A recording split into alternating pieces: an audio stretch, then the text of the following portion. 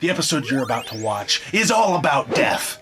I mean, not really, but we're going to talk about the Xbox 360. We're going to look at the console and what it's like to collect for the console in 2021 and ultimately answer the question, should you purchase and collect for the Xbox 360 in 2021? What are we drinking today? We're drinking Theme from the Bottom by Oakshire. This is a cherry key lime pie smoothie sour. All right, you know the drill. Make sure you hit that subscribe button and ring that bell icon so you never miss one of our bi-weekly uploads.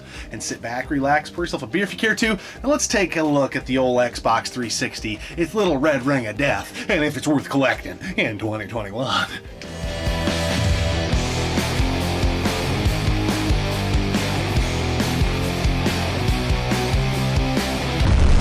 Hey everybody, Kevin Algebra here. I want you to sit back, relax, pour yourself a beer if you care to, and enjoy this episode of Gaming Off the Grid. Cheers, fellas.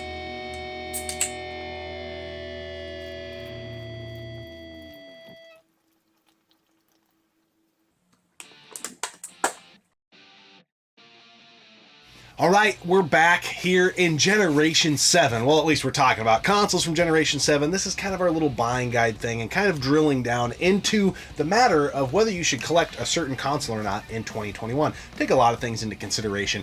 Start off with a little bit of background on the Xbox 360. This was the first to the table at Thanksgiving or the console scene on Gen 7. Yeah, it came out November 22nd of 2005. This was the first console that I can recall launching with two different price points that offered you different thresholds of like memory capacity and stuff. The traditional Xbox 360 came out $399.99 with like a 20 gig hard drive, and then they had the core model, which was kind of gutted. I don't think it had the memory, and it was $299.99. Yeah, it's kind of crazy because now it's kind of the normal. There's like different, and it started on the Xbox 360. Yeah. It sold about 84 million units, which is insane. A lot of people had the 360. Yeah. I think a lot of people had consoles in Generation 7. Well, yeah, and it was a drastic shift in market share, at least in North America, for the Xbox 360. They're coming off the heels of the original Xbox, which I can't remember, but beer math, I think it was 23 million units sold, something to that effect.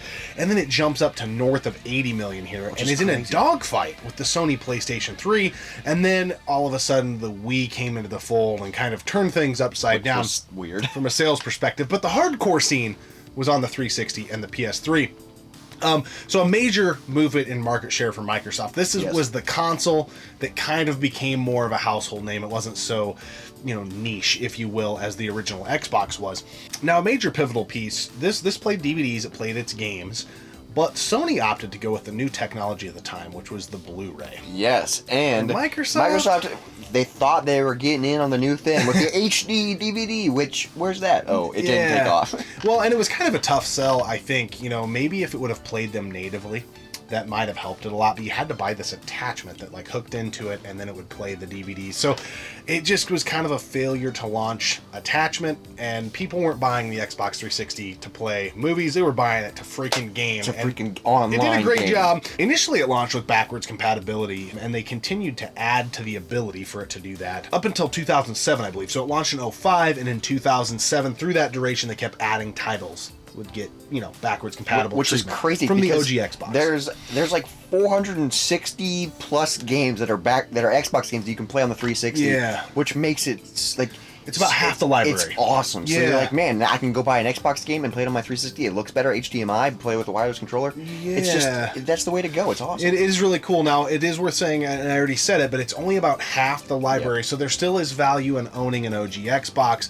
But comparatively to the Xbox One, and maybe the Xbox One and Series X will get there, but they only have, I can't remember the number, we've talked about it in an episode before, but it's like less than 50 titles, I think, that are backwards compatible with the OG Xbox. So tons of value there for playing OG Xbox games. Now let's move on to our nostalgia of the 360. Yeah. What do you remember of it?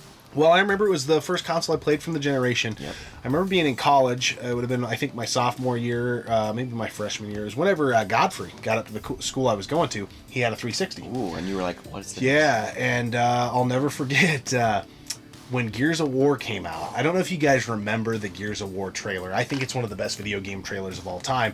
They had the song Mad World in it. All around me are familiar faces. It's a badass trailer. Worn out places, worn out faces. Hopefully I don't get copyright strike. But when we got that game, me and Godfrey played this and would listen to that song on repeat. It was really creepy, and we're just slaying fucking dudes and it's playing in the background. That so sounds like a movie experience. It was really cool. And then I remember the NBA 2K game on it was just like, holy shit, this looks so good. And so that's my memory. I didn't own it, but lived in the same dorms that our good friend Godfrey, you guys have seen on the channel, had it. So that's my memory of it. I got it later on when I moved into my own place, but it was short-lived. Yeah. I got mine late as well. I got it as a joint Christmas gift, so I had to share it with my younger brother, which at the time I was very annoyed with, because then when I moved out to college, I had to leave it. So then I bought another one. So this was actually, the Xbox 360 was the first console I ever bought with my own money. And I bought it in college. I think it was like $50, and I got the console, a couple controllers, a stack of games, and we played the crap out of it. And I had it for the longest time because I played so many games on it. I remember that was the first time I played GTA 5 on the 360, and I beat it on that. And I loved the 360, dude. The controller's fantastic, and it was such a badass console of the generation. It was the first console that I owned from the generation. But then when Metal Gear Solid 4 came out, the Xbox 360 was out of the picture, and I was PlayStation all the way from that point forward. One thing that stands out in my memory, I don't know where you sit on this, because it was in the first iteration of the 360, but the Red Ring of Death was a horrible thing for Microsoft. It kind of became a household name in and of itself, and it was just, the consoles were so faulty that launch window. Now they came out with later models, and we'll cover all that stuff later on down the line, but the Red Ring of Death was a real thing. Microsoft was in freaking scramble mode, extending warranties, trying to help, but I knew so many people that had that first one that ended up having to buy another one or whatever. It's crazy how many times the Red Ring of Death happened. Yeah. But yet the Xbox 360 was still so successful that people just kept trying it. Yeah. Because I remember my neighbor, they were huge online gamers. They played Halo all the time, and they went through multiple 360s. They had stacks of them that I had to go over to their basement. Those don't work. They'll Red Ring of Death, and they just go out and buy a new one. I'm like, dude, if I had a console that kept failing, I would not keep buying it. Well, it is curious. I mean, you wonder how much it could have possibly. We talked about how much market share it took from Sony during this era. Could it have mopped the floor with Sony? Even the Nintendo Wii? Had it been more reliable? Did it scare consumers away? I don't know, but with that failure rate, I gotta think it didn't help their sales. I know that. I mean, they sold a lot, so... It was a big deal. But, yeah, that's a huge deal. And even people that weren't gamers knew about the Red Ring of Death. Like, it was a household thing. It totally was, and I think that almost everybody that I knew that had one of these had experienced it at some point. Like, it was a real thing. It's so weird how they just got away with that. Yeah. But speaking of that, let's jump into the console variants, because there's 5 different versions of the 360, because they were probably trying to get the Red Ring of Death and they out. kind of buffed it out along the way. So we already talked about the launch, and it launched with like the regular version and then the core version, which ultimately were similar builds. It just was a matter of memory. And that was the first one that I got, was the launch. Yeah, and they launched with the white. Now, then it shifted into a black version. Now we're talking standard versions right now, which was the Xbox 360 Elite. And then things kind of get wacky beyond this point, because you know how Microsoft is now. We have the Series X and the Series Y, and we've got the Xbox One S and One X and all this other stuff. They released an arcade version, which was similar to the core model, but it was a little bit different. This was after they started kind of buffing things out, kind of after the Elite. But then we got into the Xbox 360 S, or some people call it the Slim. And that's the version that I bought in college, and I had that one forever. And that one, I love the version, the way the Slim looks. And we have 2 of those. We have one in the garage, one up here. We've had pretty good success with those. Pretty awesome. Then they did the Xbox E, which is the most similar to the original Xbox One build. The Xbox 360 E, I don't know. I don't think it stands for Elite, because there was an Elite before that. I don't know. It was the last version of the Xbox 360. One thing that was also unique of the 360 was how interchangeable hard drives were without having to do a ton of manipulation. Oh, they made it so easy, because it's just on the side. On the side, and then even when they got into the ones we have, there's just a little panel you take off, and it's just a deal you slide in. It's really nice. Most consoles, even today, you've at least got to have some tech savvy to get into the system. But or you have to buy an external USB port, which is annoying. Yeah, but man, Microsoft made it super easy for console junkies to be able to add memory to their consoles. So that was very unique. And then for specific console variants, like collector's versions and stuff, so many. We're not going to hit them all, but these are ones that we've seen with our eyeballs and know of. So I know there was like a red Resident Evil 5 version. Which is really cool. Which was awesome. There was a couple Halo variants, I think like a 3 and 4. My buddies had all of them. Yeah, I know Captain Algebra's got that R2-D2. Oh, that one's really sweet. Which I think makes the beep, beep, beep, beep. Every time you open it. Yeah. There was a couple Call of Duty variants. I can't remember. I think it was like Modern Warfare 2 and 3. I throw that out there. Maybe it was 1, 2, or 3. I can't remember. But I know there were some Modern Warfare ones. There's a really, really cool, like a red blood-splattered Gears of War variant. One. Yes, that one's really sweet. This was kind of a thing that, again, they really went far on this, and this was kind of something that got mimicked later on down the line. In the prior generation, you did get a couple different color variants of consoles, and then like the original Xbox had like the Halo version, like the Crystal version, but nothing to this magnitude. It was insane. And they would also make faceplates. Yeah. You could customize your Xbox 360 to whatever you want. Yeah. That's so cool. Yeah, it started doing skins, all sorts of stuff as far as that goes. But those are some of the ones that we recall. There's probably hundreds more. But there was tons of versions of the console that had different pack-in games, the Xbox Kinect, But we'll talk about the Kinect more when we get to the accessories. Probably the most common accessory you can get for a console is the controller. Yes. And the evolution from the OG Xbox into the 360. Oh, such a leap. This is one of the best controllers ever. It feels perfect. Yeah, I love this. I'm a big fan of how Sony hasn't changed things. But wow, from a form factor standpoint, it is hard to get better than this controller. Now, at the time, so this is wireless.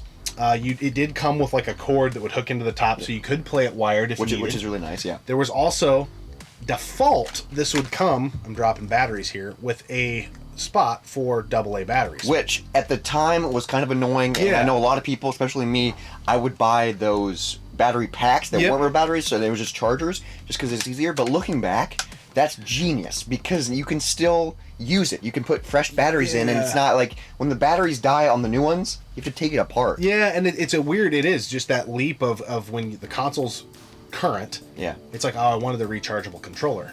But then as it becomes kind of more of a collector's item, the PS3 controllers are a pain in the nuts because a lot of those batteries don't hold a charge very well. It's got to be plugged in. And a lot of our 360 controllers, they're freaking dialed in. Just put fresh batteries in and they're good to go. I love the controller, and going along with the different faceplates, there was so many different colors and variants and accessories for the 360 controller. I remember I had these knobs I would put on top for better grip. Nice, you're one of those guys. I was one of those guys, even though I suck at games. But did you ever see that messenger thing that would connect into the bottom and it had like the keys? Like, oh yeah, like a keyboard. That was really sweet. Yeah, it was unique because it was kind of that middle ground. Now a lot of people had a headset which came packed in with the Xbox, and people would go with wireless ones or whatever. But there was a messenger block too that could go in here, which made the controller really freaking weird to hold. Yeah, it was. But that way you could type on the controller. I never had it, but that was kind of a weird accessory that was kind of timestamps the console, I feel like, because it wasn't all chat. There was some text-based stuff as well.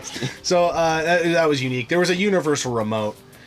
Then Microsoft, much like Sony, they were in scramble mode because here comes Nintendo with motion controls. And they're like, oh, fuck. PlayStation's answer to that was the Move. Microsoft's answer to that was the Kinect. I look at the Kinect and the Move as about the same level of success. I don't feel like it ever really stuck. No, because the Wii was the definitive motion. I do think that maybe the Kinect is slightly better than the PlayStation Move. Maybe more of an install base. I don't know. But I've never really used a Kinect, and I don't really want to. I remember at the time, I wasn't a huge fan of the Wii in the moment.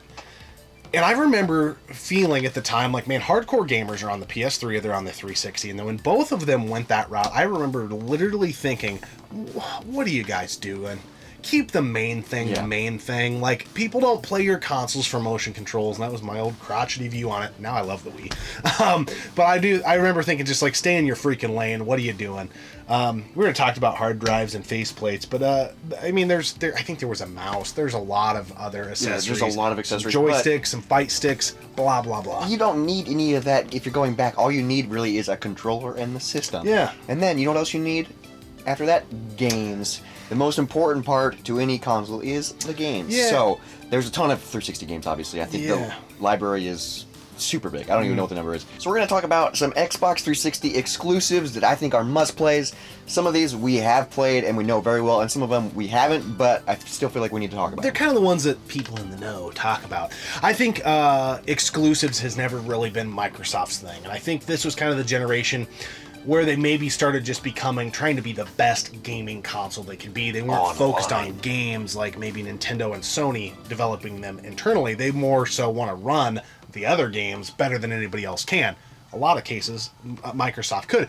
But these games are exclusive, and a lot of them are amazing, even though it's a limited pool. Yep. Gears of War. Oh, dude. This was the generation of Gears of War. We already briefly mentioned it, but Gears of War 1, 2, 3, and Judgment all happened on this console. Dude, I remember the first time I played Gears of War, and I was like, what? Mind-blowing experience. The chainsaw to the face, dude. It changed the game. And then obviously Halo is fantastic. Halo 3 and 4. And I know Xbox isn't about like the exclusives, but Halo and Gears of War, those are freaking hard to beat games. Yeah, they're just amazing. They're just fantastic. They're the best in class.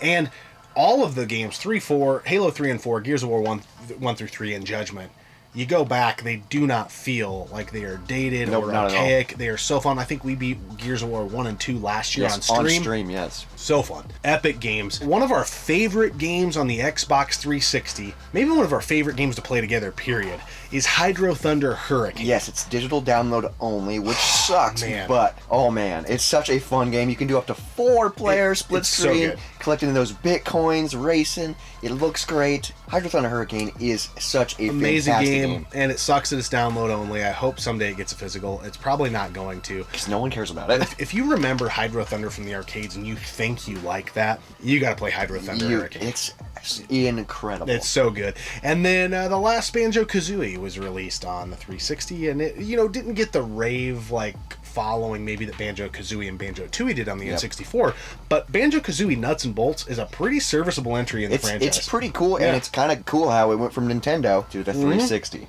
Because old Microsoft bought up Rare. It's just how it goes. And then some games we haven't played, so I can't really speak to whether you should own these or not, but they do get regarded fairly highly when folks talk about them, and they're games we want to pick up. Yes. Haven't yet, but we want to. Alan Wake. Ooh, yep. The Forza games, which I think we've got one of them, but haven't really played it. And Crackdown. I always heard awesome stuff about Crackdown growing up, and I've never played it. Every time I think of that, it makes me think of Cracktown.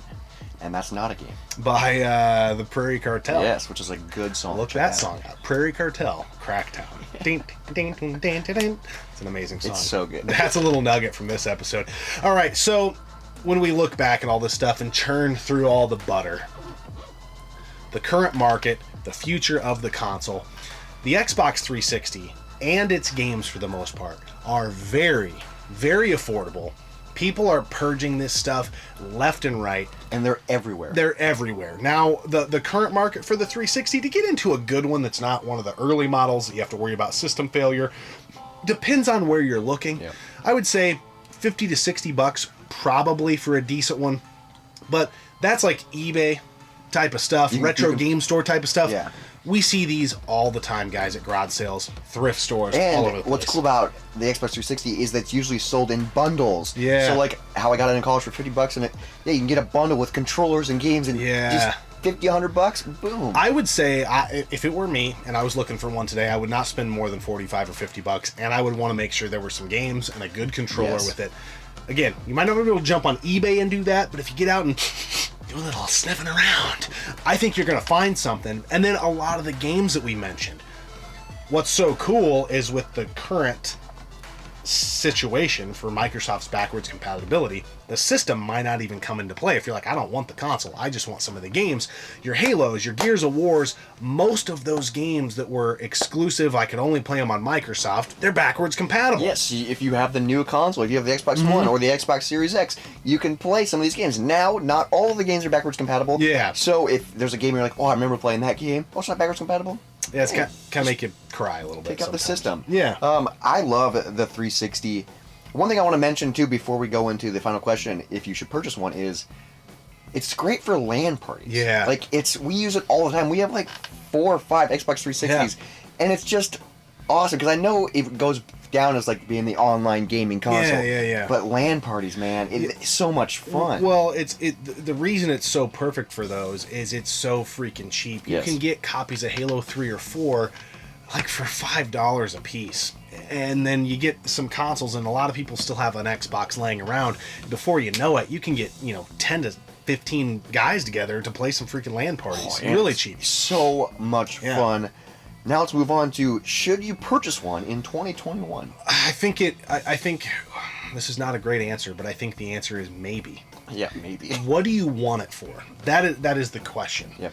If you want it just for 360 games, you might want to read your own mail, because if it's an exclusive 360 game, there's a good chance you can play it on your Xbox One or Xbox Series X if you have those. If you don't, then this is a good cheap option. It's a great option. Third-party games, which those are where you get in a little goofy, aspect of if they're backwards compatible or not, and a lot of them are, but there are also a lot that are not. They typically run better on the 360, yes, but not always. The PS3 was kind of a powerhouse in its own right, but I would say normally you kind of lean the 360 way. So that could be a reason for owning one.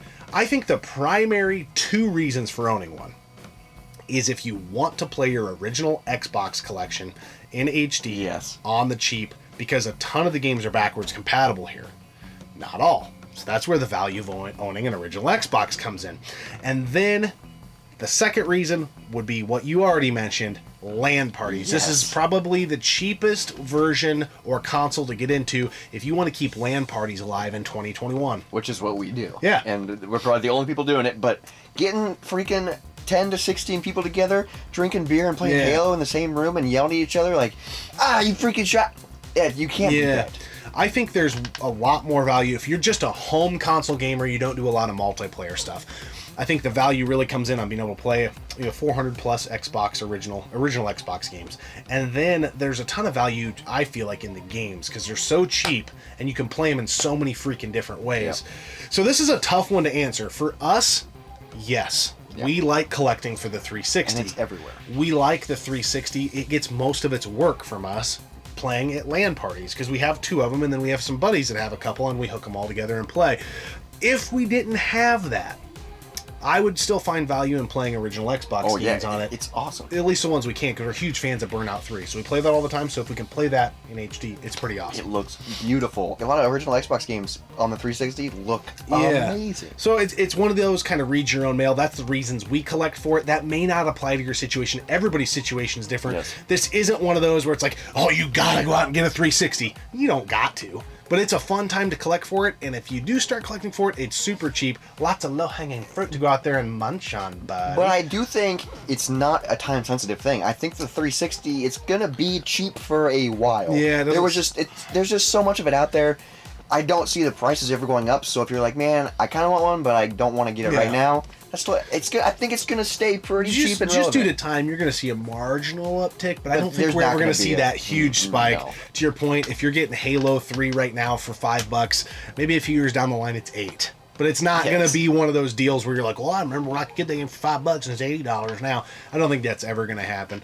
So yeah, that's kind of our view on the 360. We do like it. It gets a ton of work, from us playing multiplayer. And I think it's a fun console to collect for in 2021. It's a really fun console. You know what else is fun? Beer. What do you think of this? Theme from the bottom. This is a cherry key lime pie smoothie sour by Oakshire. Whew. Okay, this was a weird one. Just on the pour, fruit on the bottom, that must really be the thing. Because mine poured, I poured the first half, and it's like, it looks okay. Poured Roberts, and it was coming out of the can like sludge. Yeah, like a sludge factory. So I'm guessing, which it doesn't say on the can, that you probably should do like something like this. To get it stirred up. But mine's very chunky. But from a flavor standpoint, this beer, like the other ones we've had from the series, is fantastic. We just didn't experience the sludge factory from the other ones. Yeah, this is really good. It is kind of weird that there's so much sludge in it, but it's still really tasty, really flavorful. It just tastes so fresh. And I don't know how they do that. Man, every beer I've had from this series, this is sadly the last one we have. Yep. It's just incredible, man. It's so good. And this is a beer everyone will love. Yeah, it doesn't taste like beer. It tastes like you're drinking a smoothie. And the flavor profile, spot on. Tastes like a cherry key lime pie. Oh, it's so freaking divine. Delicious. All right, so that's kind of our middle ground answer. It's fun to collect for, but you got to read your own mail. Will you put it to use? That's the ultimate question, because it's super cheap. And if you want to play it and you're going to play it, then hell yeah, we recommend it. The Xbox 360 is pretty kick-ass. Just don't get the one that looks like this. Piece of dog shit. And he likes getting the red ring. So just stay away from this model. You'll probably be okay. This has been a pretty fun series. We might continue it with something else. We've covered most of the ground here in the game room. Yeah, we've done Gen 7, we've done Gen 6. Yeah. I just don't know what else. I mean, obviously there's a lot of other consoles to do, but can we provide value on those in 2021? We're going to have to dig into it. This might be the last one for a while, but it seems like you guys have been enjoying them, and we've had a hell of a time filming them. We always appreciate all your guys' freaking continuous support. There's a ton of new subscribers out there. Thank you so much. Don't know what made you click the button, but we're sure as a hell glad you did. Makes me happy. And go get your game on. We'll see you next time right here on Gaming Off the Grid. Get your game on. Go play. I was thinking that Smash Mouth song. One thing that stands out in my memory, I don't know. I remember I had these like gaming nibs or whatever I put on top of the Brain knobs. But we're going to talk about must-own 360 games that we have and have played. Obviously, there's some that we're going to miss. Yeah, we don't have all these. Well, that we played. It's like a science experiment. It's like growing. A t-shirt? What? Robert's beer science? Might as well.